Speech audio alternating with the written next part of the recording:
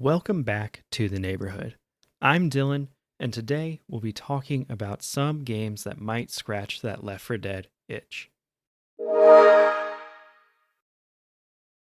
Left 4 Dead and its sequel, Left 4 Dead 2, were co-op zombie shooters that came out in 2008 and 2009 respectively. At this point, it's looking like we may never see Left 4 Dead 3. So I put together this list of games that have satisfied my desire for more Left 4 Dead, either with their gameplay, vibes, or both. This isn't an exhaustive list, so feel free to leave your favorites in the comments so I can check them out too. Alright, in no particular order, here we go. Back 4 Blood is probably the most directly similar to Left 4 Dead on this list, right down to the name.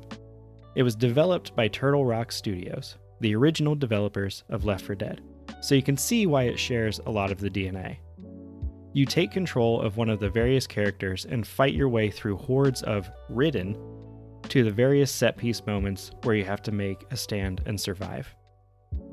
Your characters can be customized with a loadout, and the game features a roguelite system where each section of the levels draws a modifier card from your deck to change how the mission plays out. You can unlock new cards and tweak the deck in between runs, giving the game a lot of replayability. It also includes a competitive multiplayer mode for those of you looking for that. Overall, I enjoyed my time with it and had fun playing through with some friends in co-op.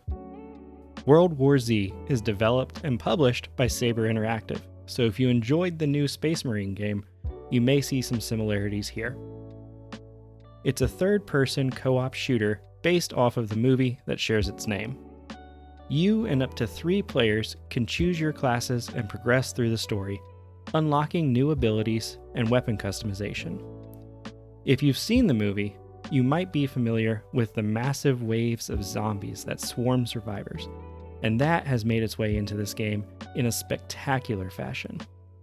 An expansion called Aftermath added some more missions to the game, along with a first-person mode, getting you a little bit closer to that Left 4 Dead experience. It also features a PvPvZ mode, where you compete against other players while trying to avoid being killed by the zombies roaming the map. This is another I enjoyed playing through with a friend, and it's hard to beat the feeling of seeing a swarm of what looks like thousands of zombies crashing down a street towards you. In a similar vein, Aliens Fireteam Elite was developed by Cold Iron Studios. It's also a third-person co-op shooter, but this time set in the universe of Alien. You and up to 2 other players go on missions as colonial marines, sent to clean up the messes of Weyland-Yutani and other less-than-ethical megacorporations. The game features various class and weapon customization options that you can unlock as you progress through the story and level up. The Pathogen expansion added some more enemies and missions, so if you enjoyed the game, there's more for you to play. I'm a fan of the Alien franchise, so I liked getting to run around in the world, though I can see other options on this list being better if you're not a fan. Warhammer Vermintide is a first-person co-op game developed by Fat Shark, and it's probably my favorite of these games. It's set in the Warhammer fantasy universe, so you've got your dwarves, elves, and magic. You and up to 3 other players choose from one of the 5 characters and play through the levels trying to withstand the Vermintide. The Skaven, giant rat people, and the Chaos Forces are backed up with plenty of specialized enemies similar to the other games on this list and evolving the idea of the special infected that you saw in Left 4 Dead. As you complete levels, your characters are rewarded with new gear, allowing them to take on bigger and badder foes and harder difficulties. It's way more melee focused than Left 4 Dead, with a huge variety of weapons that all have a different feel, though you can use ranged weapons like bows and magic. The characters have different careers, changing their powers and how they play. There are plenty of DLCs that add more campaigns, and there's even one to let you play the first Vermintide game in Vermintide 2. Like I said, I personally love this game, and it's my favorite of the bunch, so if you're only going to check out one of these from this list, this is the one I recommend. If you want to watch a more in-depth review, check out my full video linked in the corner. The second game developed by Fat Shark on this list is Warhammer 40k Darktide.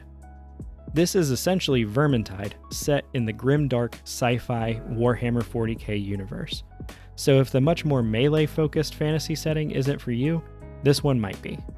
There's definitely a much larger focus on gunplay in this game, but it does iterate on the melee combat as well, so you get the best of both worlds.